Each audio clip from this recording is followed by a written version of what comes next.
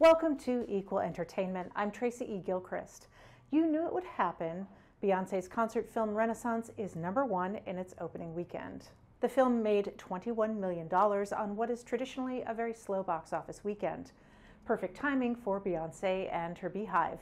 It's the first film in 20 years to open with more than $20 million on the weekend after Thanksgiving.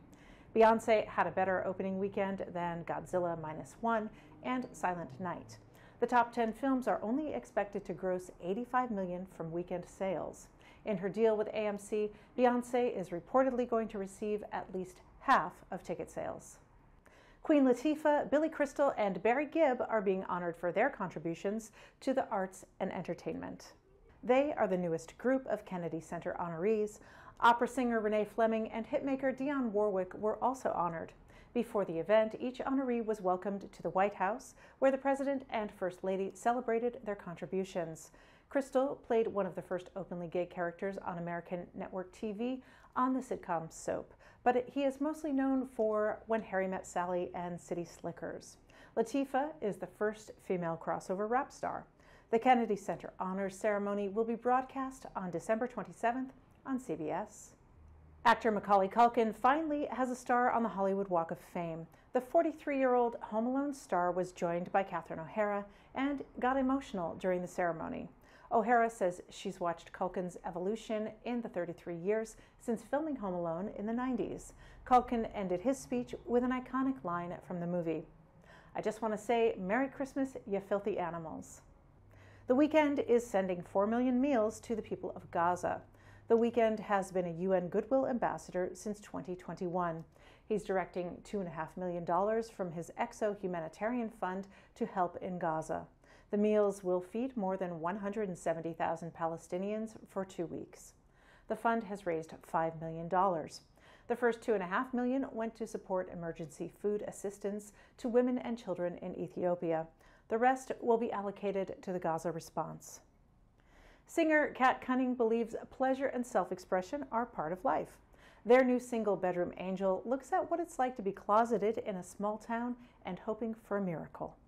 Hi, welcome musician and actor Kat Cunning. Thank you so much for joining me here today. It's such a pleasure. I'm so excited to see you again. It's always good to see you. And I want to begin for folks who are not familiar with your career. Would you share a bit about your background? Yeah, my career started with dance. When I was like 3 years old, I refused to do anything other than dance. Apparently I cried till I was in my first dance class. And then dance really sort of, I tripped down the road of creative expression into singing for the first time ever in a dance show. And I was luckily being witnessed by some great songwriters. So I started writing songs and came really naturally to me because the musicality of dance and poetry was kind of my only other love my whole life. Yeah.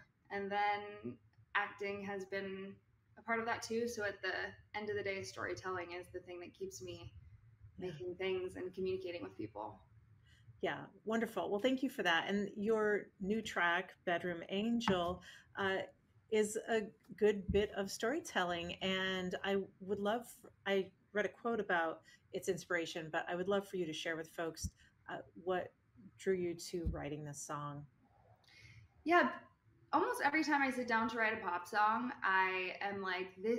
I love the format because it's a moment where you sort of like, in a poetic way, dumb down your most political or deep-rooted feelings, and you subversively put them through something that's gonna be a catchy earworm for people. Yeah. But at the end of the day, every lyric I write has so much inside of it. So Bedroom Angel, although it kind of passes through you like a lovely little tune about something fairly bubblegum and innocent, like somebody sexy in a bedroom, I don't know. For me, it's about this formidable angel that is full of power breaking through my ceiling. I wrote it originally imagining that the video would be that I'm closeted in a small town and I'm praying for someone to break through my ceiling and show me the way. So it's inherently sexual. It's inherently fetish leaning. The lyrics are really a shout out to our BDSM culture in LGBTQ history and how that's always been such a outlet for us to find catharsis, work through trauma, express ourselves. we find ourselves in culture and in media as monsters and freaks.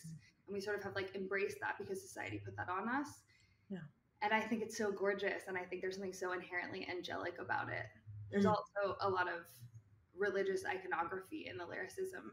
Yeah. Because I was raised in a church, and there were things about that that were so gorgeous to me that I just can't shake. It's like gorgeous mythology. I'm not personally religious, but I think that the iconography is so obviously parallel to pop icons, and Madonna did it first. I'm just going to borrow from that.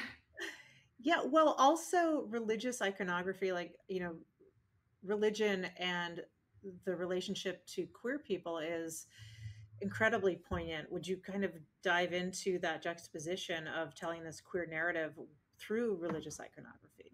Of course. It's like, it's a way to take back what has sort of disincluded us. And it's so funny to me because anytime that I do look at straight up religious storytelling, I'm like, this is so inherently queer. It's so overtly sexualizing. Yeah. And at the end of the day, we're all kind of driven by that to some degree. I mean, like, this is sort of an extreme perspective, but at the very basis of our bodies that wake up every day and go to do things, we're like, I hope someone finds me attractive so I can mate. I know that's a little controversial as a queer person, but it's at least a vestigial seed of what like motivates us. And it's so obvious to me in religious iconography and in religious storytelling. And I think that it's so powerful in the many formats where queer people take that back, play with it, and say, you can't disinclude me from this. I am also a part of a culture that's influenced by this #1 bestseller. And, and I'm going to have fun with it because it doesn't hold a power over me.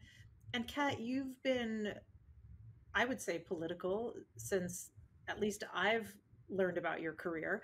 And I wonder, since the last time we spoke in 2020, anti-LGBTQ plus politicians have ramped up attacks on queer people on drag shows, are erasing queer history, are banning words like gay, etc. And would you talk about what it means to you to be an artist who is out there saying those words and uplifting and upholding the queer community?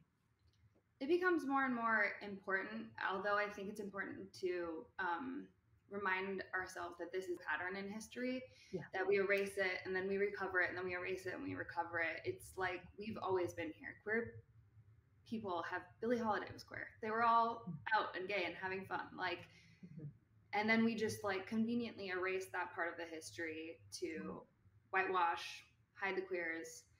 And so I always feel hopeful that, particularly through art, the clues are there, that people are here, communities are here. There are safe havens, no matter how dark things may look on paper at the moment politically. But of course, seeing these things in the news and hearing the firsthand stories of people that you know and the direct harm to people in our communities is so disheartening. And it's very interesting to be a pop artist in that time because a part of me wants to just run for office or something. Yeah. But I think I learned really early on that whatever your skill is, whatever your pencil is, that you can sharpen, and whatever way you can contribute to a conversation, to literally just exist and not let history happen without your voice. Yeah. That there's no small contribution really. And so, yeah, I'm glad that you asked, because Bedroom Angel, like I said, is a song that could just sound like a vibey song. But for me, it's an important, I don't write anything that I don't want to sing for a really long time, or that I couldn't explain to someone why it's important to me. I really artistically feel like, why break the perfect silence of the earth for no good reason? If music was a show and tell for me, I wouldn't be able to get up to do it every day. That's way too much pressure. Yeah. But this song, even in its simplicity and bubblegumness, feels like an opportunity. If you know, you know, and you feel seen by these lyrics. And if you don't know yet, you might know later. And Orange is the new black star. Uzo Aduba is a new mom. In an Instagram post, the 42-year-old Emmy winner says she gave birth to a baby girl. It's Aduba's first child with husband Robert Sweeting. Their daughter's name is Adeba Lee Nanyam. She says her heart is full and that the membership dues to motherhood are high but completely worth it. You can watch the Advocate channel live by downloading our app in the Apple or Google Play Store. You can also subscribe to our YouTube channel. For the Advocate channel, I'm Tracy E. Gilchrist, and thank you for watching.